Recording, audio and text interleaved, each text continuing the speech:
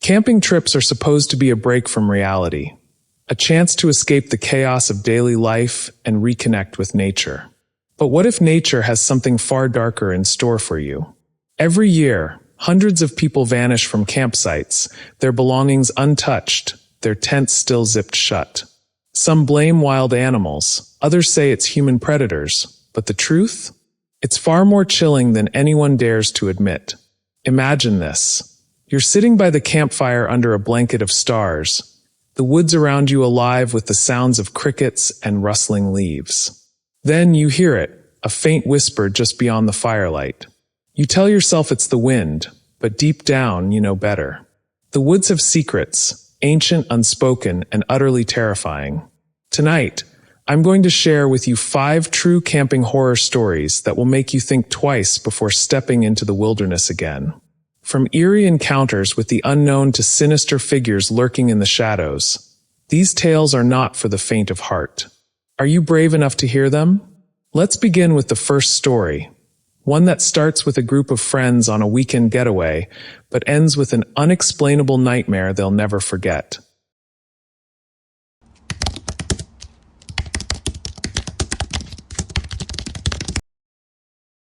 For friends, one camping trip, and an innocent hike into the woods that would change their lives forever.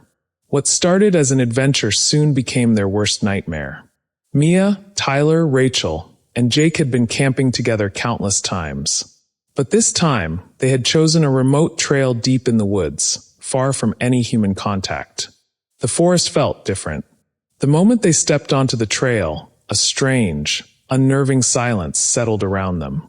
The trees towered like silent sentinels, their branches twisting unnaturally, casting long, sinister shadows that seemed to move on their own. As night fell, they huddled around the fire, trying to shake off the unease. But Mia couldn't shake the feeling that someone, was watching them. She told herself it was just the dark playing tricks, but the air around them felt thick, heavy with a presence that couldn't be ignored. Every rustle in the bushes, every creak of the trees, everything felt too deliberate. It wasn't just the wind. It felt like the forest itself was alive, waiting. The next morning, the group decided to hike to a secluded lake that Jake had heard about, convinced the eerie feeling would fade with time. "It's just a hike," Jake said, but the uncertainty in his voice betrayed him. As they ventured deeper into the forest, the woods seemed to close in on them. The trail, once easy to follow, was now choked with overgrown branches, the path barely visible. The strange stillness returned, but this time it was more oppressive, like the woods were holding their breath, watching them, waiting for them to make a mistake. The air was thick with tension, and despite the group's efforts to push forward, an overwhelming sense of dread began to gnaw at their minds. Hours passed, and they finally spotted something that froze their blood in their veins. Barefoot prints in the mud. Fresh. And they led deeper into the woods. The prints were wide, like someone was walking, unafraid, through the wilderness, but no one was in sight. Tyler's voice broke the silence. "Who walks barefoot out here?" he whispered, the uncertainty in his voice growing. Jake tried to laugh it off, but everyone felt it. The suffocating weight of something unnatural, something hungry, that was lurking in the woods. As they continued, they noticed something even stranger. The trees seemed to be watching them, bending unnaturally. The path twisted in impossible directions, and every step seemed to lead them deeper into the forest. The whispering was back, soft at first, then rising like the forest itself was trying to speak. Finally, they reached a clearing, and what they found there was beyond their worst nightmares. In the center was a circle of large stones, arranged carefully, almost ritualistically. Strange symbols were carved into the trees around them, symbols that seemed to shift and twist, like they were alive. "We need to leave." "Now," Rachel's voice trembled, breaking the silence. "This place feels wrong." But it was too late. As they turned to leave, the wind picked up, a cold gust that sent shivers down their spines. And then it came. A low, guttural sound, vibrating through the ground beneath them. A chant. A whisper. It didn't come from the wind. It was coming from all around them. "Leave now."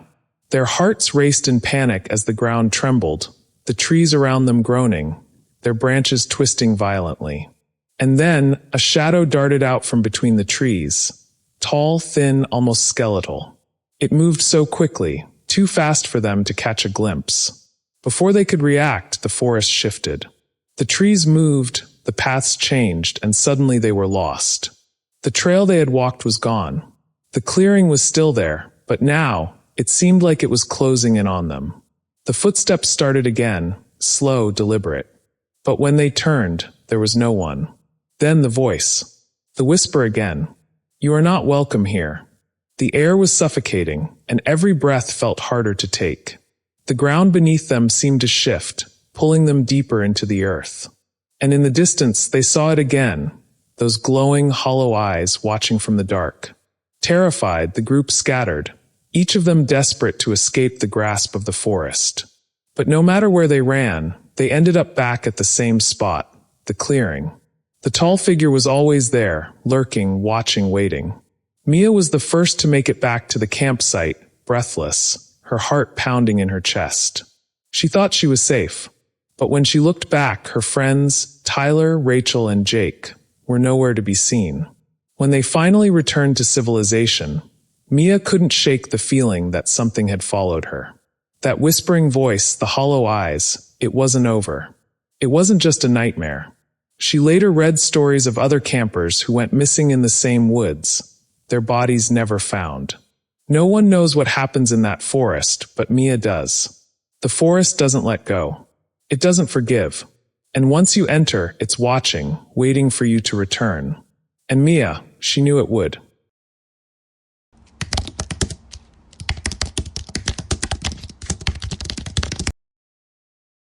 There's a place, hidden deep in the woods, where the trees grow so thick you can't see the sky. Pine Hollow. People say it's cursed, that anyone who enters never leaves the same. Some never leave at all. Lena and her friends had heard the stories. They laughed it off, thinking it was just another ghost tale to spook tourists. After all, who believes in haunted forests in this day and age? But when they decided to go camping there, they quickly realized some stories are more than just stories. The first night was perfect, clear skies, crackling fire, the sounds of the forest surrounding them like a lullaby. But by the second night, everything changed. Lena had been hearing strange sounds. Whispers. Soft at first like the wind, but then too clear to ignore. The voice sounded like it was coming from deep within the forest, just beyond the camp. She tried to brush it off as her imagination playing tricks on her, but her friends noticed it too. Did you hear that? Mark asked, his voice trembling. Lena nodded slowly. The whisper seemed to get louder, more urgent. It wasn't the wind. It was something else. Something, or someone, was trying to reach them.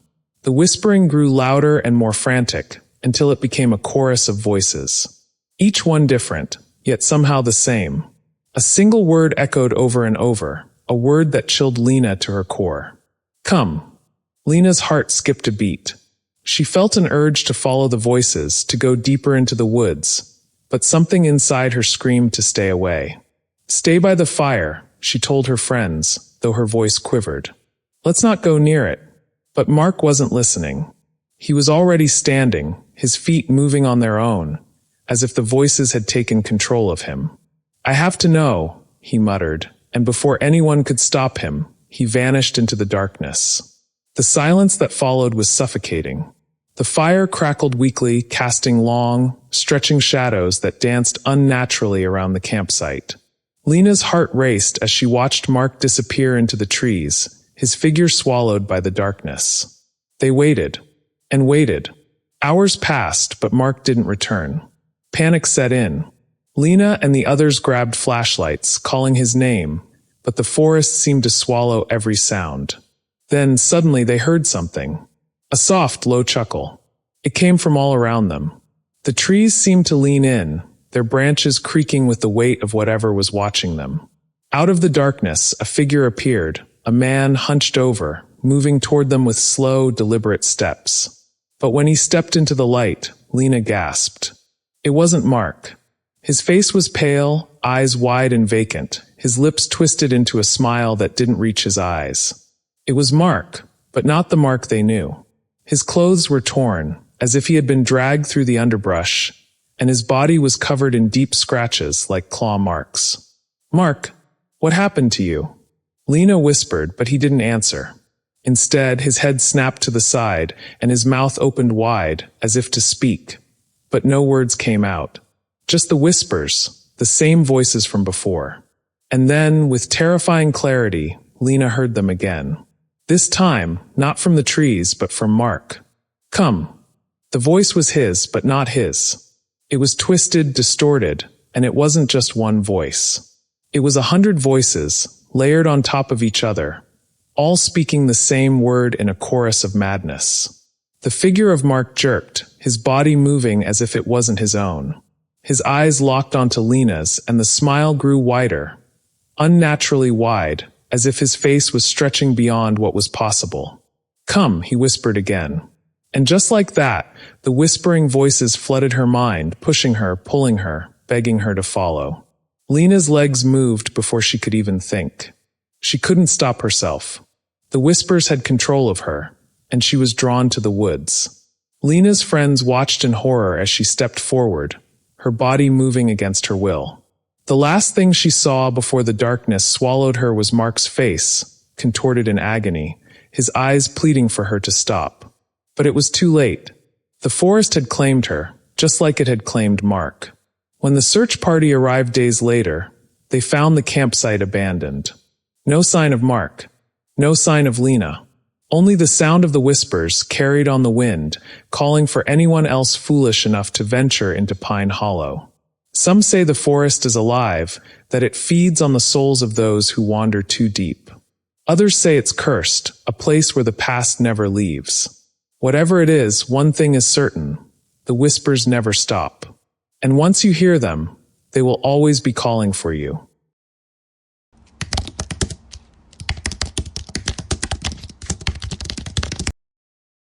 It's one of those camping trips you plan to make unforgettable, until it becomes a nightmare you wish you could forget. For Kyle and his friends, the woods were supposed to be a place to unwind. But they never imagined they'd end up running for their lives. Kyle, his best friend Jake, and 2 other friends, Emma and Mark, had decided to go camping in a remote part of the forest known for its scenic views and peaceful trails. They found a perfect spot by a creek, where the sound of the flowing water added to the serenity. But as the sun began to set, the atmosphere changed. The woods, once inviting, now felt oppressive. There was something off about the place. The trees loomed too tall, their branches hanging low like they were watching them. Even the air felt thick, as if something was pressing down on them. But none of them said anything. They tried to shake off the unease and started a fire, cracking jokes to lighten the mood. But the laughter stopped when they heard it. At first, Kyle thought it was the wind, a soft, faint whispering coming from the edge of the woods. He couldn't make out the words, but it sounded like voices, too many voices. He turned to his friends, but they were still chatting, unaware of the strange noise. "Did anyone hear that?" Kyle asked. "What?" Jake looked at him, confused. "You okay?" "I swear I heard something." Kyle trailed off, his voice trailing away as the whispering grew louder. It was more than just a whisper now. The voices were clearer, too clear. They were calling names. Kyle, Jake, Emma, Mark. Each of them heard it now. The whispers were unmistakable. But there was something off about them. The voices weren't friendly. They were dark, almost mocking, as if they were trying to get their attention, to lure them into the woods. Emma, her face pale, said, "We should leave. Now." But none of them moved.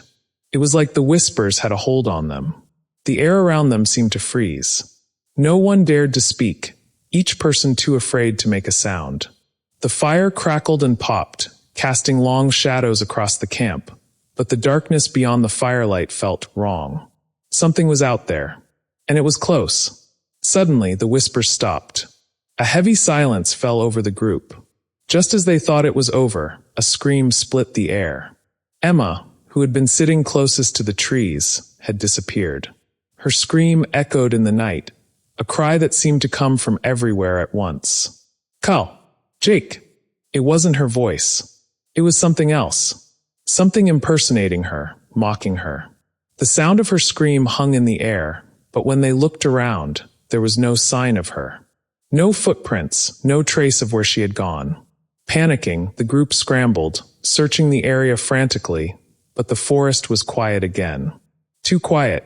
As they searched, they realized that the whispers had returned, louder this time, as if they were all around them. But it was not just the whispers now. The trees around them seemed to shift. They seemed to close in, their branches twisting like fingers reaching for them. The dark shape of someone, appeared in the shadows, moving just beyond the firelight. Mark, his voice shaky, whispered, "We have to go. Now." The four of them ran into the woods, stumbling through the trees, desperate to get away from whatever was following them. The whispers grew louder and more frantic. And then they heard it. Out of the darkness, the shadow moved closer, and Kyle saw it. A figure tall and lanky, with limbs that seemed to bend in unnatural ways. Its face was obscured, but its eyes, they glowed with an eerie light, like two burning embers in the darkness. The figure didn't speak. It didn't need to. It was as if it was enjoying the terror it was causing. The whispers intensified, now coming from everywhere, all around them. They were surrounded. But as Kyle and his friends ran, trying to escape, they found themselves back at the camp. The fire was still burning, but everything around them felt wrong. The trees were too close, the shadows too dark. They looked around and realized something horrifying. Emma was standing at the edge of the campsite, her face twisted in a grotesque smile. But it wasn't Emma. The figure stepped forward, and Kyle felt his blood run cold. The smiling face was not hers. It was something else, something that had taken her form. In the distance, they heard a final whisper, a voice that sounded like Emma's, but now it was filled with malice. "Don't look away." And then everything went dark.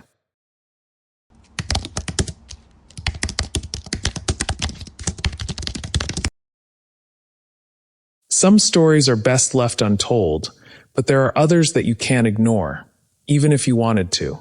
This is one of those stories, the kind that stays with you long after the night ends. And no matter how much you try to forget it, the woods always remember. Jake had always been the adventurous one. He loved hiking, camping, and exploring new places, no matter how remote. His friends often laughed at how fearless he was, joking that he'd walk into a haunted house if given the chance. And that's exactly what happened when they all decided to take a camping trip deep into the forest, miles away from civilization. Everything about the place was perfect. Lush greenery, birds chirping, the sound of a distant stream. But there was one thing that didn't feel quite right, an unsettling silence that seemed to hang in the air, like something was watching them from the shadows. But Jake? He didn't care. He was determined to find the perfect spot to pitch their tents, far from any other campers, and spend the night in peace. Little did he know that peace would soon turn into a nightmare. The first night passed without incident. The group laughed around the campfire, roasted marshmallows, and swapped ghost stories. But as the fire died down, so did the energy. The group settled into their tents, and the forest, once alive with the sounds of nature, became eerily quiet. Jake, being Jake, didn't want to go to sleep. He was restless, determined to explore the woods further. "I'll just take a walk, get some fresh air," he told his friends. They protested, telling him to stay by the campfire, but Jake wasn't listening. "I'll be fine. Don't worry," he said, flashing them a grin before disappearing into the darkness. It was around midnight when the first scream echoed through the woods. Jake's friends jolted awake at the sound, their hearts pounding. They called out to him, their voices trembling with fear. There was no response, only the wind rustling through the trees. The screams had stopped, but something felt wrong. The entire forest felt still. Mark, the most level-headed of the group, grabbed a flashlight and led the others to where Jake had gone. As they walked deeper into the forest, the darkness seemed to close in around them. The trees were too thick, and the silence too complete. Not a single animal made a sound. Then they found it, Jake's backpack, discarded and left on the ground. The flashlight illuminated it in a way that made their skin crawl. The zipper was open, and inside was a crumpled piece of paper, covered in strange symbols. "Jake!" Emma whispered, but there was no answer. They searched the area, calling his name, but it was like the woods had swallowed him whole. The deeper they went, the more the trees seemed to twist and turn, as if trying to lead them astray. Suddenly, a rustling sound behind them made them spin around. They weren't alone. Something was there. In the shadows, a figure emerged, a tall, thin man, but his face was obscured by the darkness. His eyes glowed faintly, like two dull embers, and his mouth stretched into a grin that made their blood run cold. "Jake!" Mark gasped, his voice barely a whisper. But it wasn't Jake. It was something else, something that had taken his place. The figure took a step forward, and the ground beneath their feet seemed to tremble. The air grew cold, and the whispers began. They were faint at first, but they grew louder, swirling around them like a storm. The voices were soft, calling out their names, urging them to come closer. "No," Emma said, her voice shaking. "We have to get out of here." But it was too late. The figure stepped forward again, and this time they saw it clearly. Jake's body lifeless, hanging from the tree, his face contorted in a silent scream. The figure smiled wider, its eyes glowing brighter. They ran. They didn't stop. They didn't look back. The whispers followed them, growing louder and louder, until it felt like the very forest was closing in on them. As they reached the edge of the woods, they heard one final whisper, so close to their ears that it made their skin crawl. "Jake is never coming back." When the police arrived the next morning, there was no sign of Jake. No trace of his backpack. No strange symbols. The only thing they found was an old, weathered campsite. And the trees twisted in a way that looked almost like they were trying to trap anyone who ventured too far. To this day, no one knows what happened to Jake. Some say he was taken by something in the woods. Others say he just disappeared, leaving nothing behind but the sound of his final scream. But the whispers? They still haunt the forest, waiting for the next group of campers to wander too far.